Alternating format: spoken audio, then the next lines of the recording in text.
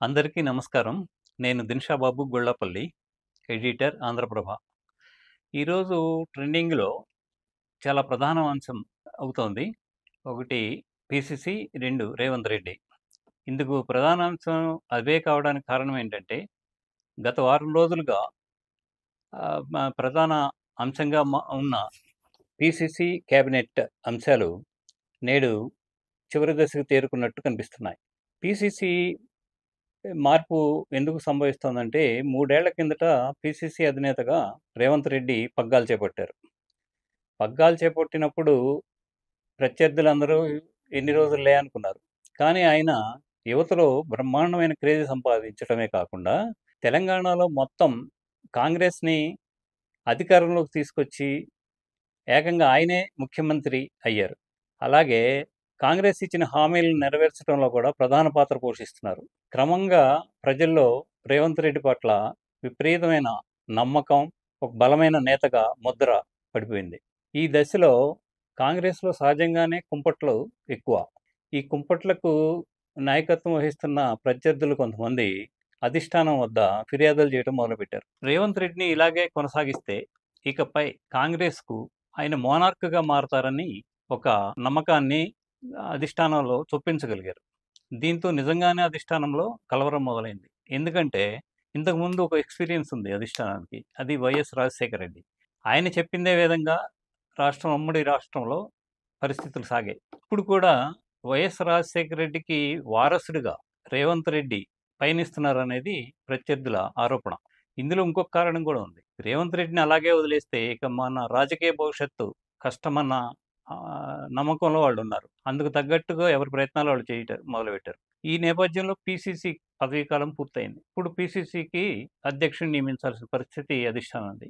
ఈ కుంపట్లన్నిటినీ సల్లార్చడానికో, తాత్కాలిక ఉపశమనం కలిగించడానికో మనం అంటే అధిష్టానం ప్రయత్నిస్తే, రేవంత్ రెడ్డి లెవెల్‌ని తగ్గిస్తే, కొండనాలికకి మందేస్తే ఉండనాలిక ఊడిందన్నట్టు రాష్ట్రంలో కాంగ్రెస్ పరిస్థితి తయారవుతుందని సవివరంగా రేవంత్ రెడ్డి అధిష్టానానికి ఒక పిక్చర్ ఇచ్చారు. అది ఎలాగంటే, మీరు ప్రత్యర్థులందరికీ కుంపట్లన్నిటినీ ప్రోత్సహిస్తూ పోతే, వాళ్ళని చల్లారుస్తున్నామని అనుకుంటుంటే, అది పార్టీ భవిష్యత్తును నాశనం చేస్తుందన్నది ఆయన ప్రగాఢ విశ్వాసం. అదే చెప్పారాయన. దాన్ని వాళ్ళు కూడా కొంతమేరకు విశ్వసించినట్టు కనిపిస్తోంది. ఎందుకంటే, ఇప్పుడు ఆయన ఏసిన ఎత్తుగడ చాలా మామూలు ప్రయత్నం కాదు. చాలా అపర చాణక్యం ప్రదర్శించారని చెప్పొచ్చు. ఎలాగంటే, కాంగ్రెస్‌లో 3 సార్లు ఎంపీగా పనిచేసి అపార అనుభవం గడించిన కేశవరావుని తెర మీదకి తీసుకొచ్చారు. ఆయన్ని ఏకంగా ఫ్లైట్‌లో తీసుకొని ఢిల్లీ కూడా ఎళ్లారు. ఇప్పుడు రంగం మొత్తం ఢిల్లీలో ఉంది. కేశవరావుని పీసీసీ ప్రెసిడెంట్‌ని చేస్తే ఆటోమేటిక్‌గా ప్రత్యర్థుల కుంపట్లు చల్లారుతాయి. కేబినెట్‌లో కూడా తన అనుచరులని తీసుకోవడానికి ఎటువంటి అభ్యంతరాలు ఉండకపోవచ్చు. ఒకవేళ ప్రత్యర్థులనే వాళ్ళ సూచించిన అభ్యర్థుల్ని తీసుకోవాల్సొస్తే ఒకే కుటుంబంలో 2, 3 పదవులు ఇవ్వటం ఎంతవరకు సమంజసం అని ఆయన వాదన. దీనికి అధిష్టానం నమ్మినట్టే కనిపిస్తోంది. అందుకే ప్రియాంక గాంధీ స్వయంగా ఫోన్ చేసి కేశవరావుని ఢిల్లీకి ఆహ్వానించారు. ఆయన్ని తోడ్కొని రేవంత్ గారు ఢిల్లీకి వెళ్లారు. ఇప్పుడు ఒక్కొక్కరే ఢిల్లీకి క్యూ కడుతున్నారు. రేపు రేపు నేడో రేపో నిర్ణయం ప్రకటించొచ్చు. ఈలోపు కూటములన్నీ వాళ్ళ నేతలు అందరూ అక్కడ చేరి తమ వాదనను మరోసారి వివరించనున్నారు. కానీ ఇప్పటికే ఒక నిర్ణయానికి వచ్చిన అధిష్టానం ఖచ్చితంగా కేశవరావు వైపే మొగ్గు చూపే అవకాశం ఉంది. దీనికి తోడు భాజపా కూడా గత ఎన్నికల్లో, లోక్‌సభ ఎన్నికల్లో 8 సీట్లు సంపాదించి కాంగ్రెస్‌కు సమఉజ్జీగా నిలిచింది. ఇది కూడా రేవంత్ రెడ్డి గారు అధిష్టానం ముందుంచారు.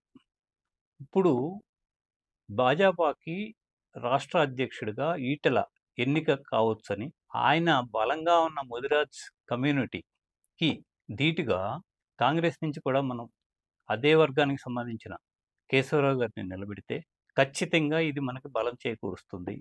పైగా అపార అనుభవం ఉన్న కేశవరావు గారు కూటమిలో ఉన్న కుంపట్లను ఖచ్చితంగా చల్లార్చగలుగుతారు. ఆయనకి కాంగ్రెస్‌లో ఉన్న గ్రూపుల రాజకీయం బాగా తెలుసు. ఆయనొక్కడే ఇందుకు సమర్థుడని రేవంత్ గారి ప్రధాన వాదన.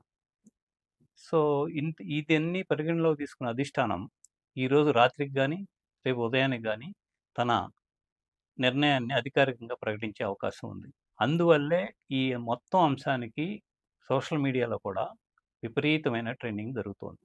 ఈ రోజుకి ఇది ప్రధాన అంశం. మరో అంశంతో మరోసారి కలుద్దాం. నమస్కారం.